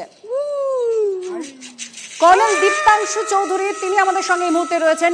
কর্নেল চৌধুরী, প্রথমত আপনি শুনেছেন যে এই জিপলাইন অপারেটরকে টানা জিজ্ঞাসাবাদ করা হচ্ছে, এটা নিয়ে আপনার বক্তব্য একটু জানতে চাইবো। আর দ্বিতীয়ত, পেহেলগাঁও হামলার পর যে হামলার ছক, একটা টার্গেট কিলিং এর আইএসআই এবং সন্ত্রাসবাদীরা মিলে করার চেষ্টা করছে বলে আমরা গোয়েন্দা সূত্রে খবর পাচ্ছি, এটা নিয়ে আপনার বক্তব্য জানতে চাইবো যে কেন এই ধরনের ছক কষছে পাকিস্তান। দেখুন, যখন কোনো নাশকতা হয় তার একটা লোকাল সাপোর্ট দরকার হয়, কারণ এর মধ্যে কিছু যে জঙ্গিরা আসে তারা তো ফরেন মার্সেনারি, তারা ক্রস করে আসে, তো লোকাল ওদের অতটা জ্ঞানগম্ভী নেই, জিপিএস দেখে সবকিছু হয় না, তাই লোকাল একটা গাইড, লোকাল সাপোর্ট থাকে। যদিও দুটো কাশ্মীরির কথা আমরা জানতে পাচ্ছি, শুনতে পাচ্ছি, এখনো আমাদের কাছে পোক্তা খবর নেই, কিন্তু এই খবরগুলো এসেছে। তার সঙ্গে সঙ্গে একদম লোকাল সাপোর্ট, যেমন টুরিস্ট গাইড যারা ছিল, যারা এই ঘোড়াগুলো নিয়ে রোড হেড থেকে নিয়ে যাচ্ছিল, অথবা এই জিপ লাইন যারা চালাচ্ছিল, তারা তো দেখতে পেয়েছে যে এই বারবার মানে যে লোকদের ওরা চেনে না তারা রেকি করেছে ওই জায়গায় একাধিক বা 4 বার 5 বার 6 বার রেকি করেছে, এসকেপ রুট দেখেছে, কোথা দিয়ে বেরোনো যায়, কোথায় সিগন্যাল ধরা যায়, ওরা স্যাটেলাইট ফোন ইউজ করেছে। এই জিনিসগুলো লোকাল সাপোর্ট না হলে যে কোনো বড় নাশকতা একেবারে। কর্নেল চৌধুরী, আমার সেক্ষেত্রে আপনার কাছে প্রশ্ন, এই লোকাল সাপোর্ট তো দেশের যে কোনো প্রান্তেই প্রয়োজন হতে পারে, এর জন্য জঙ্গি গোষ্ঠীগুলো স্লিপার সেলকে ব্যবহার করে, আইএসআইও তাদেরকে ব্যবহার করে, কিন্তু আমার প্রশ্ন নির্দিষ্টভাবে এখন আমাদের রাজ্যকেন্দ্রিক। গত কয়েক বছরে আমরা উত্তরবঙ্গে দুবার অন্তত চীনা পর্যটকের ছদ্মবেশে আসা গুপ্তচর অ্যারেস্ট হতে দেখেছি। আমরা গত কয়েক বছরের মধ্যে গার্ডেন রিচ শিপ বিল্ডার্স এলাকাতে সেনাবাহিনী বা নৌবাহিনী ইনস্টলেশন এলাকার ভিতরে ছবি তুলে পাক আইএসআই এর কাছে পাঠানোর পর এসটিএফ এর কাছে অ্যারেস্ট হতে দেখেছি। আমার ঠিক এখান থেকে প্রশ্ন, আজকে যখন এই টার্গেট কিলিং এর নতুন করে নাশকতার আশঙ্কা দেখা দিয়েছে, তখন আমাদের রাজ্যের ক্ষেত্রে কি ধরনের প্রস্তুতি দরকার কর্নেল চৌধুরী? দেখুন, যেটা আপনি প্রস্তাবন করলেন একদম কারেক্ট। আমাদের রাজ্য তো বিহার অন ভলকানো, এবং পাশের দেশ যেটা আজকে যে বন্ধুত্বের সম্পর্ক আমাদের সঙ্গে ছিল 5ই অগস্টের পর বিগত 9-10 মাস হয়ে গেছে, আমরা বারবার আপনারা দেখিয়েছেন, সমস্ত বৈদ্যুতিক চ্যানেল, সোশ্যাল মিডিয়া আমরা জানি বাংলাদেশে কি হচ্ছে, এবং যে পাপেট সরকার আছে সেই সরকার রেড কার্পেট দিয়ে দিচ্ছে আইএসআই কে, এবং 7ই অক্টোবর 2024-এ আইএসআই, হামাস এবং লাস্কের তৈবা যে ফ্রন্ট অর্গানাইজেশন, তাদের মধ্যে একটা মিটিং হয়, এবং হামাসের লিঙ্ক পেহেলগাঁও আমরা পেয়েছি। একইভাবে হামাস বাংলাদেশে মিটিং করেছে, এই জঙ্গি সংগঠনগুলোর সঙ্গে মিটিং করেছে, এবং আমরা যেটা জানতে পেরেছিলাম যখন এই অ্যাটাকগুলো পেহেলগাঁও চলছিল, ওদের মধ্যে থেকে কেউ না কেউ বলেছিল, এটা আমাদের গোয়েন্দা সূত্র মাধ্যমেই খবর, যে প্ল্যান এ হয়ে গিয়ে अभी প্ল্যান বি করতে हैं। ঠিক ঠিক কর্নেল চৌধুরী, অর্থাৎ এই স্থানীয় সাপোর্ট কতটা জরুরি এবং স্থানীয়রা কতটা জুড়ে থাকে, আর এর পরেও স্থানীয় সাপোর্ট নিয়ে এমন নাশকতার আরো কি ভয়ঙ্কর আশঙ্কার জায়গায় থাকতে পারে। আমি যা বুঝতে পারছি তোমার কাছে আরেকটা নতুন ব্রেকিং এসে গেছে। স্থানীয় বিষয়টাকে মাথায় রেখেই কিন্তু তদন্ত শুরু হয়ে গেছে পেহেলগাঁও থানাতেও। ভাইসরেনের শতাধিক ঘোড়ার সহিস যারা নিয়ে যায় খচ্চরে করে বা ঘোড়াতে করে ভাইসরেন ভ্যালিতে, তাদেরকে এবার ডেকে পাঠানো হয়েছে পেহেলগাঁও থানায়, জিজ্ঞাসাবাদ শুরু করেছে পুলিশ। শর্মিষ্ঠা আমাদের আরো তথ্য দিচ্ছে। শর্মিষ্ঠা, কি তথ্য? দেখো অক্ষয়, এই মুহূর্তে বলতে গেলে সত্যি স্থানীয়দের সাহায্য ছাড়া এই ধরনের ঘটনা ঘটানো সম্ভব নয়, যে বিষয়টা এনআই এর মাথাতেও রয়েছে। এবং এই দিন যেদিন এই ঘটনাটা ঘটে গত মঙ্গলবার, সেই সময় যারা যারা উপস্থিত ছিলেন সেটা একাধিক ঘোড়ার যে সহিস ছিলেন তাদেরকে ডেকে পাঠানো হয়েছে। তার পাশাপাশি যে জিপ লাইনে, মানে যে ভিডিও আমরা বারবার দেখাচ্ছি না, যেটা সমাজ মাধ্যমে ইতিমধ্যে ছড়িয়ে পড়েছে, পর্যটকের যে ভিডিও, যিনি জিপ লাইন করতে করতে যাচ্ছেন এবং যিনি জিপ লাইন অপারেটর রয়েছেন, তার কাছে আমরা বেশ কিছু ধর্মীয় বাক্য শুনতে পাচ্ছি, যেটা আপাতত মানে ভাবে কিন্তু কোনো অস্বাভাবিক বিষয় নয়, কিন্তু একটা হচ্ছে টাইমিং। ধর্মীয় বাক্য তিনি যখনই বলছেন তার পরপরই আমরা বন্দুকের আওয়াজ শুনছি, তখনই আমরা গান শট শুনছি, যে কারণে ওই পর্যটকও যেন কোথাও একটা আশঙ্কা প্রকাশ করেছেন যে জিপলাইন যিনি চালাচ্ছিলেন তিনিও কি এই ঘটনার সঙ্গে যুক্ত। সেই বিষয়টাই কিন্তু তিনি এনআইএ আধিকারিকদের জানিয়েছেন, কারণ তাকেও জিজ্ঞাসাবাদ করা হচ্ছে, সেই সময় যারা পর্যটকরা ছিলেন তাদেরকেও জিজ্ঞাসাবাদ করা হচ্ছে। তাই সেই বিষয়টা মাথায় রেখেই কিন্তু ইতিমধ্যে আমি যা খবর পাচ্ছি যে ওই জিপলাইন অপারেটরকে ডেকে জিজ্ঞাসাবাদ এনআইএর। এই মুহূর্তে যে সমস্ত শহীদ ছিলেন সেই দিন ওই ঘটনাস্থলে তাদের প্রত্যেককে ডেকে জিজ্ঞাসাবাদ করা হচ্ছে, এমনকি পর্যটকদের তো সেইখানে জিজ্ঞাসাবাদ করা হচ্ছে, সেই ছবি আমরা বারবার দেখেছি, এবং যাদের মৃত্যুর ঘটনা ঘটেছে তার পরিবার পরিজনদেরও ডেকে জিজ্ঞাসাবাদ করা হয়। অর্থাৎ এনআইএ এই মুহূর্তে সার্বিকভাবে বিষয়টা তদন্ত করে দেখছে। কারোর সঙ্গে ধন্যবাদ শর্মিষ্ঠা। আর খুব গুরুত্বপূর্ণ খবর আপনাদের আমরা দেখাচ্ছিলাম, এর পাশাপাশি আরো একটি খবর আমরা দেখাবো। কাঁথিতে শর্ত সাপেক্ষে সনাতনী ধর্ম সম্মেলনে অনুমতি দিল হাইকোর্ট। একেবারেই যেমনটা বলছে আত্রি, আমরা যখন যুদ্ধের খবরে চোখ রেখেছি তখন রাজ্যের একটি অত্যন্ত গুরুত্বপূর্ণ খবর। আপনারা জানেন আগামীকাল অক্ষয় তৃতীয়ার দিন দীঘাতে জগন্নাথ মন্দিরের শুভ সূচনা হতে চলেছে, আর ঠিক সেই দিনই কাঁথিতে শর্ত সাপেক্ষে সনাতনী ধর্ম সম্মেলনের শেষমেশ অনুমতি দিল হাইকোর্ট। এই সনাতনী ধর্ম সম্মেলনের অনুমতি চেয়ে হাইকোর্টের দ্বারস্থ হন আয়োজকরা, তার কারণ এই অনুমতি তারা পাচ্ছিলেন না, যেহেতু আগামীকাল অক্ষয় তৃতীয়াতে প্রচুর সুরক্ষার বন্দোবস্ত করতে হবে, পুলিশের বন্দোবস্ত করতে হবে বিশেষ করে এই পরিস্থিতিতে, এবং তখন এই সনাতনী ধর্ম সম্মেলনের অনুমতি চাওয়ার জন্য তারা হাইকোর্টের দ্বারস্থ হন। সর্বাধিক 3000 লোক নিয়ে সম্মেলন করা যাবে বলে নির্দেশ দিয়েছেন বিচারপতি তীর্থঙ্কর ঘোষ। গতকালই শুনানি শেষ হয়েছিল, রায় রিজার্ভ করা ছিল, অর্থাৎ রায়দান স্থগিত ছিল। কাল সনাতনী ধর্ম সম্মেলনে হাজির থাকার কথা রয়েছে শুভেন্দু অধিকারীরও।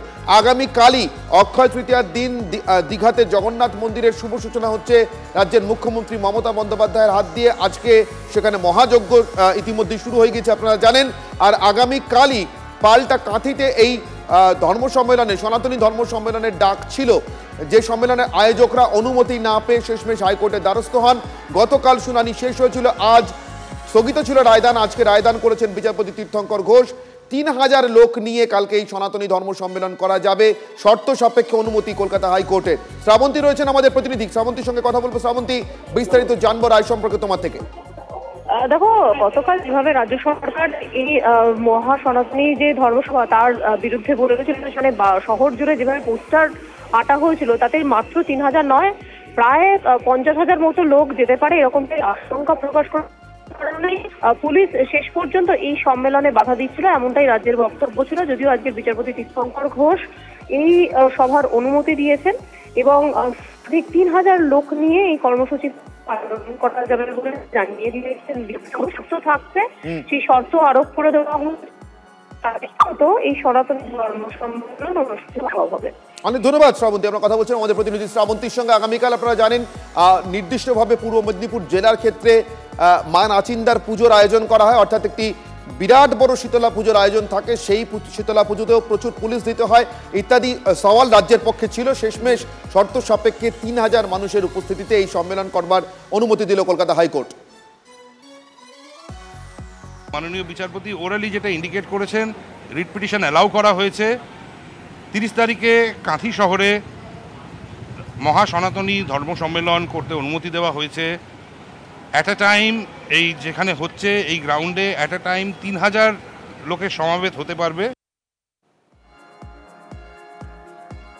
কালী মুখ্যমন্ত্রীর উপস্থিতিতে জগন্নাথ দেবের মন্দিরের উদ্বোধন, আর তার আগে জগন্নাথ দেবের প্রাণ প্রতিষ্ঠার আগে আগামীকাল প্রাণ প্রতিষ্ঠার আগে আজকে দিনভর মহাযজ্ঞ চলছে আত্রেই।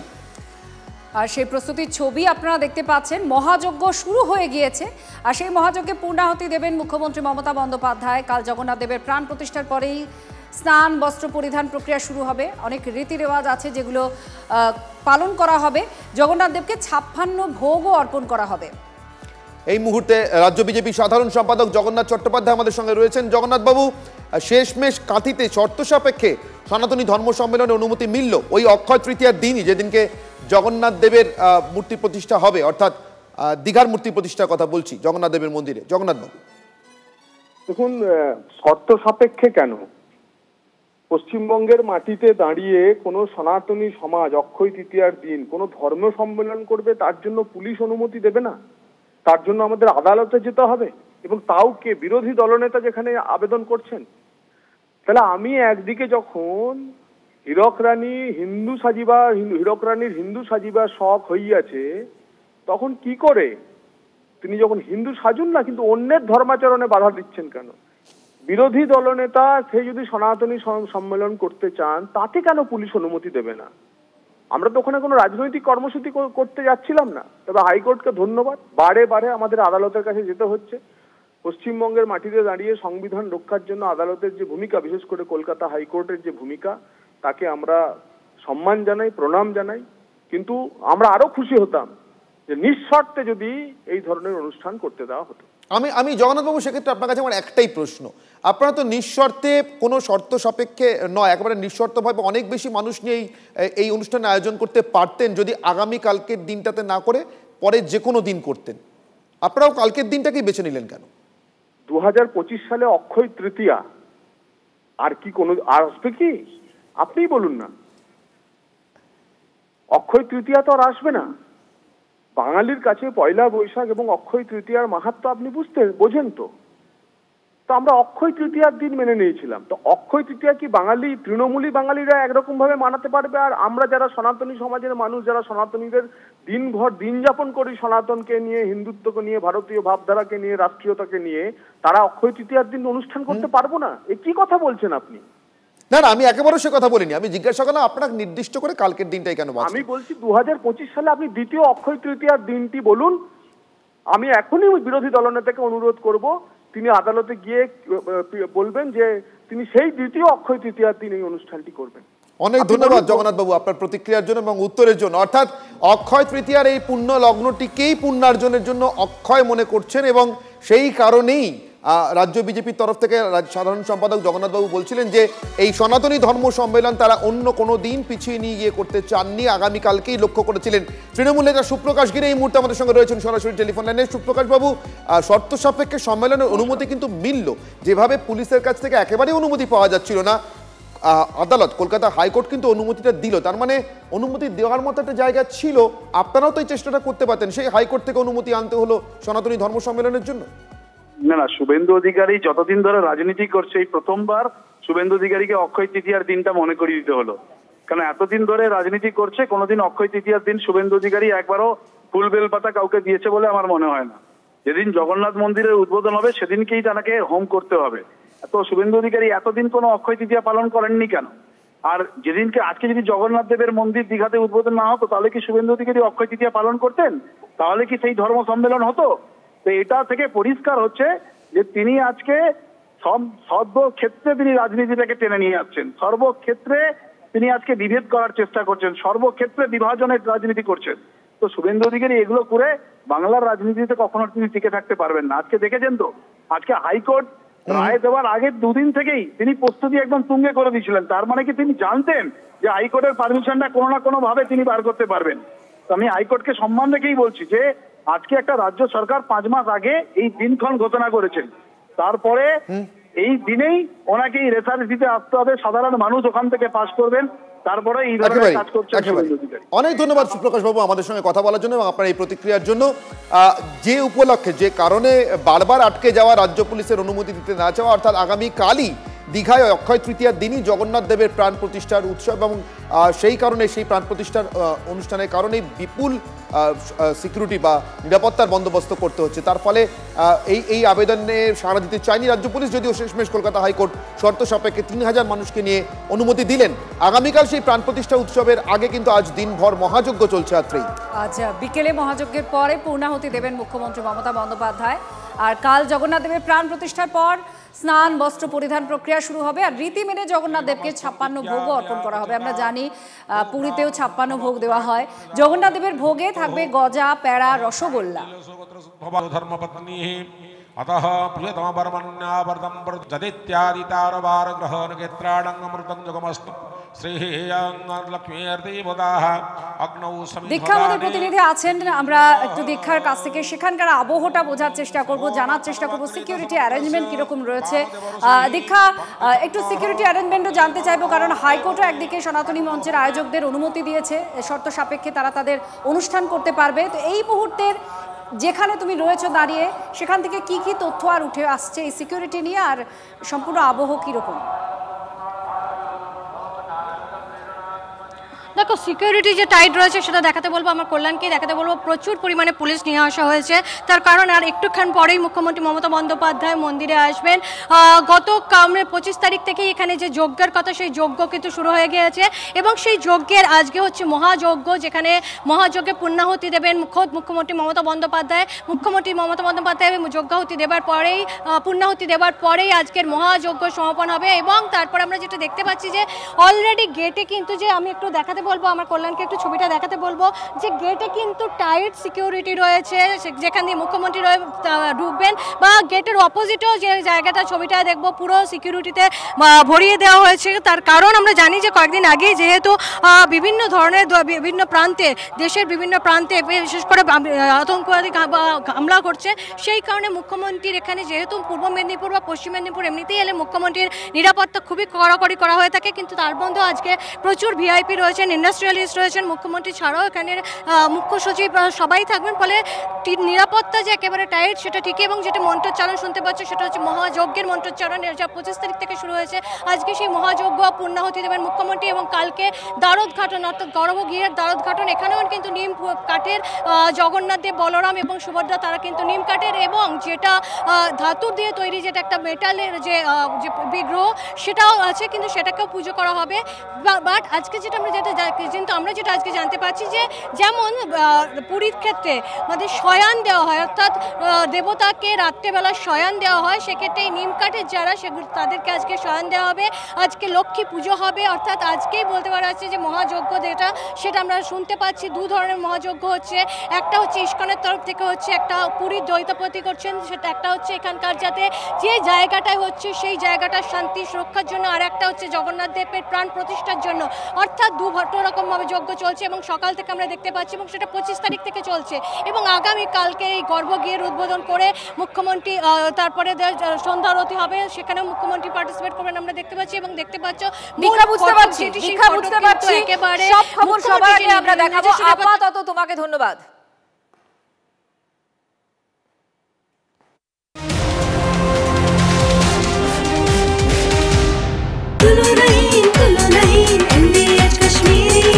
আরে কম দে কিন্তু খাঁটি দে। MDH কাশ্মীরি লাল লঙ্কার গুঁড়ো। MDH